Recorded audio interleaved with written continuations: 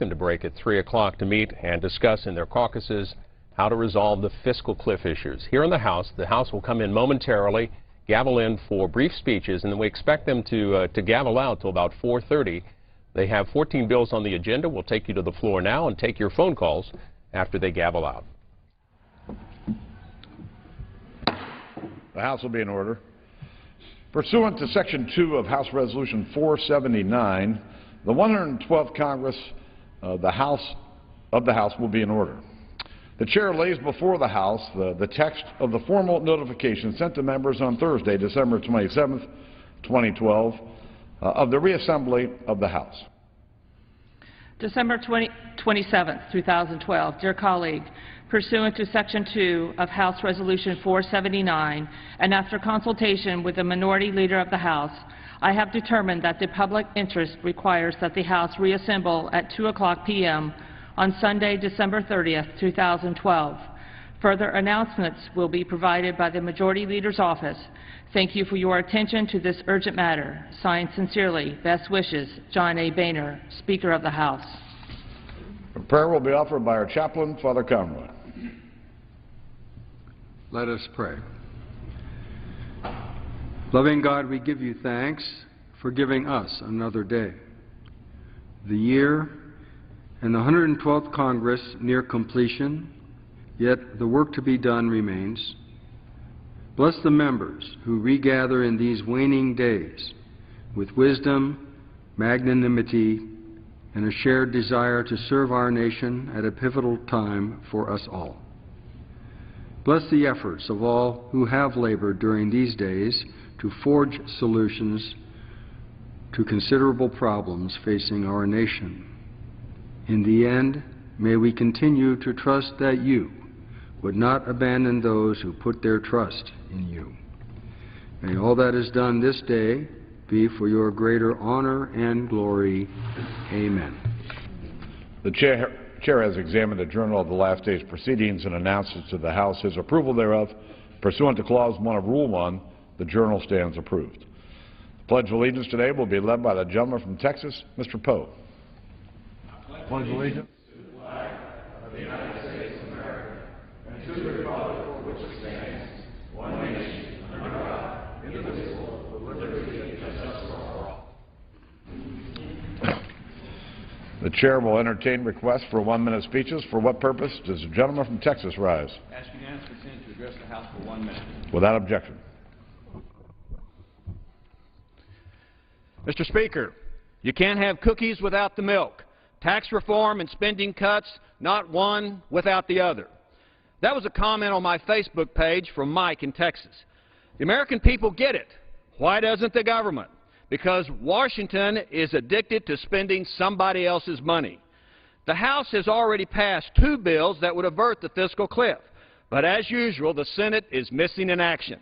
In August, we passed a bipartisan bill, an extension of current tax rates for all Americans through the end of 2013.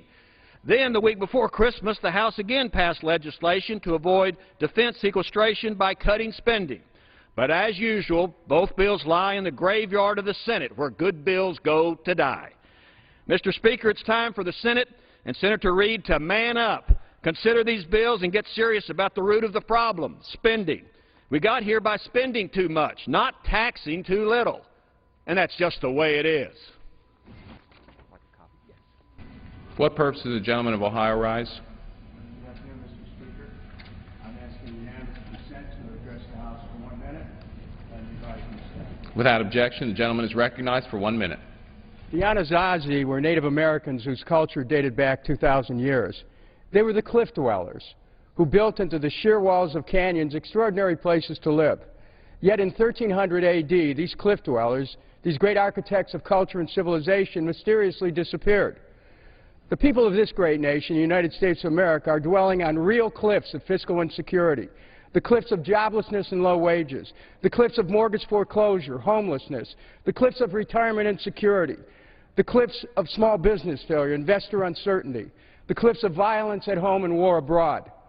At a time when the government should be demonstrating its capacity to meet the practical aspirations of the American people for jobs, education, health care, retirement security, The government instead would have America dwell at the edge of a fiscal cliff in a manufactured crisis to manufacture consent for a deal that would otherwise be unacceptable.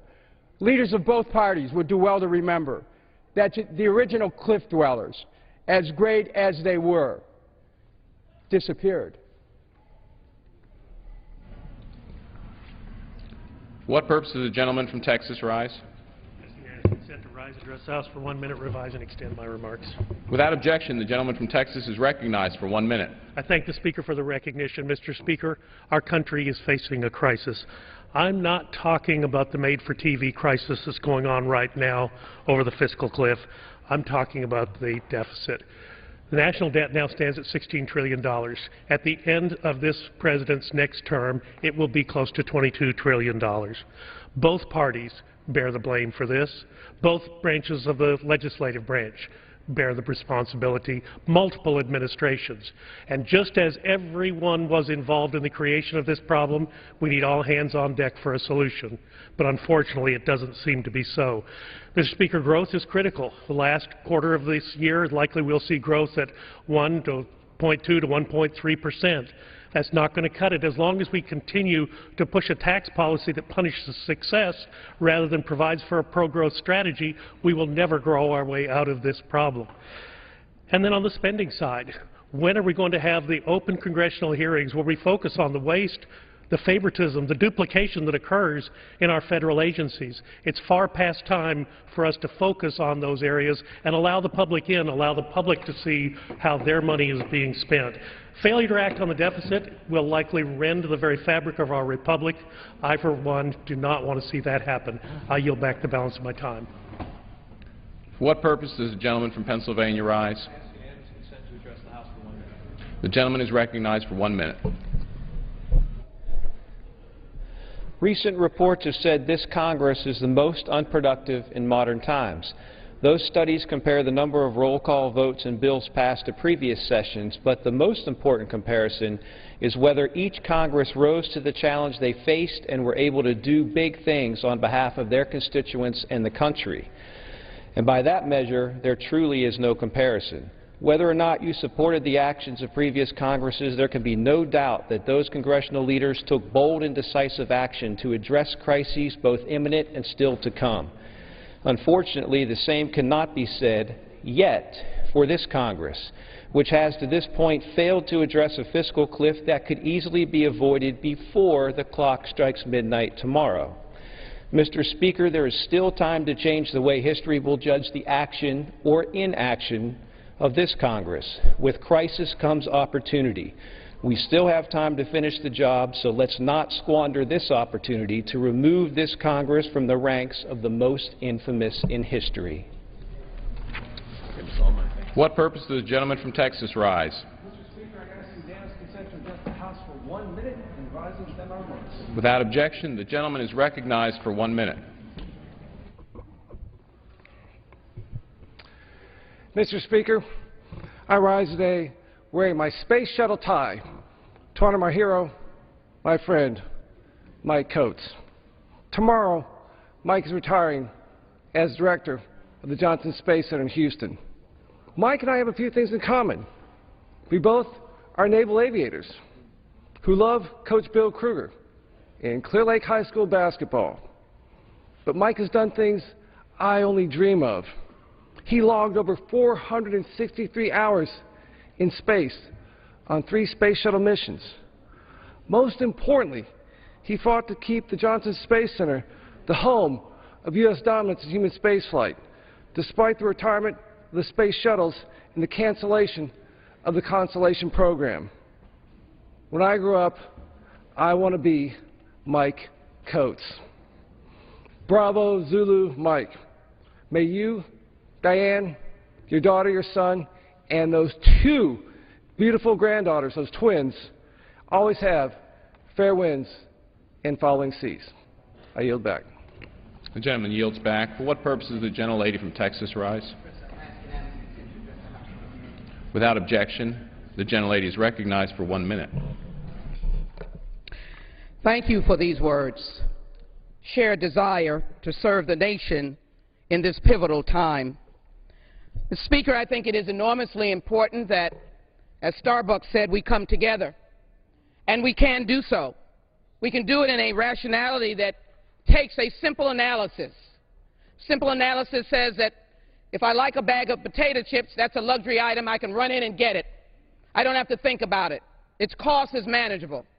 If I want to go in and get a high-end Cadillac, I'll think about it for a couple of days. That should be the thought process for this fiscal cliff. Pass the $250,000 that will give 99% of Americans a tax break. Protect those who are unemployed who've worked and provide for their unemployed insurance. Protect those with the AMT.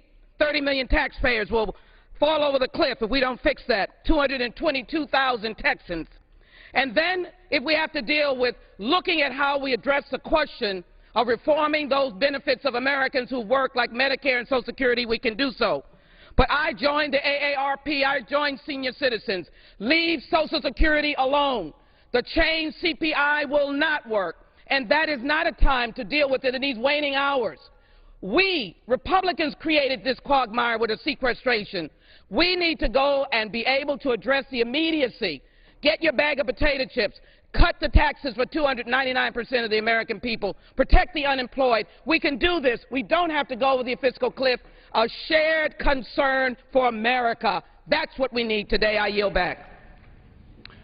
For what purpose does the gentlelady from Minnesota rise? Without objection, the gentlelady is recognized for 1 minute. Thank you, Mr. Speaker. This Republican-controlled House has less than 36 hours to pass an extension of middle-class tax cuts. Count me in as a yes vote right now to protect 98% of taxpayers from a tax increase.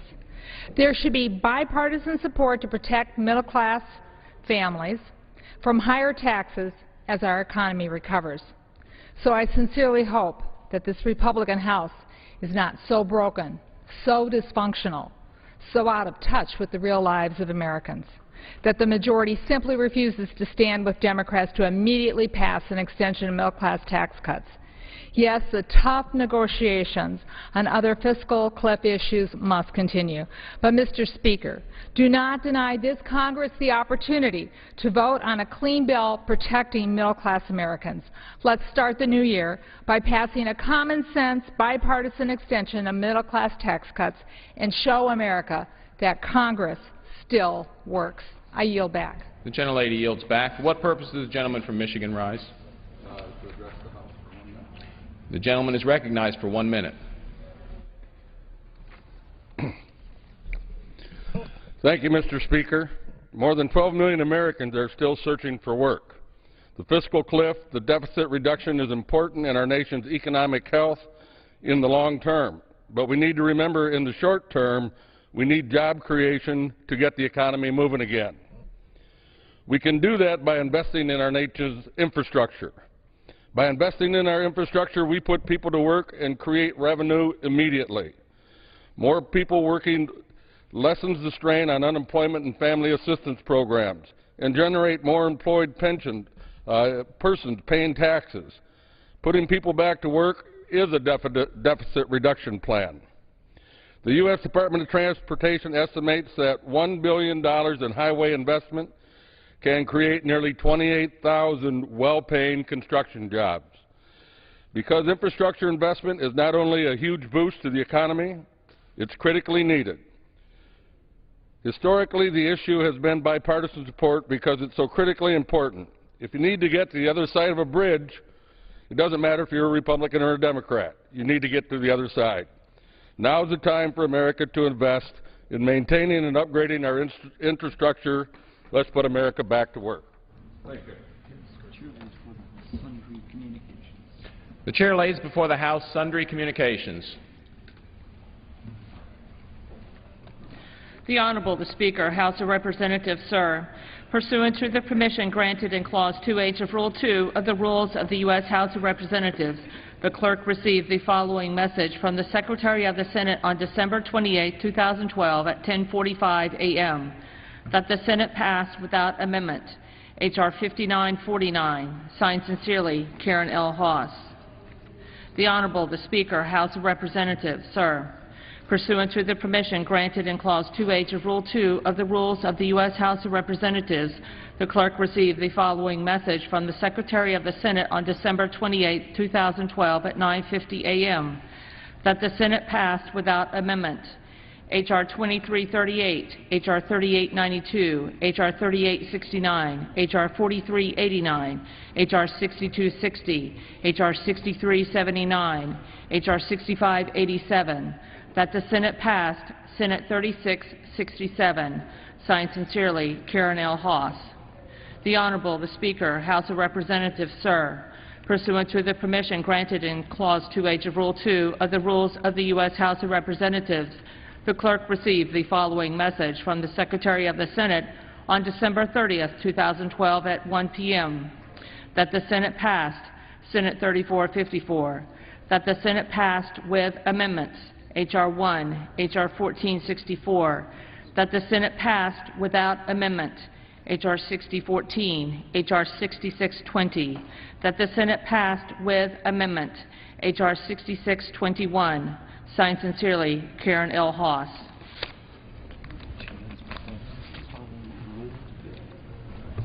The Chair lays before the House the following enrolled bill. H.R. 5949, an act to extend the FISA Amendments Act of 2008 for 5 years. Pursuant to Clause 12A of Rule 1, the House will stand in recess subject to the call of the Chair.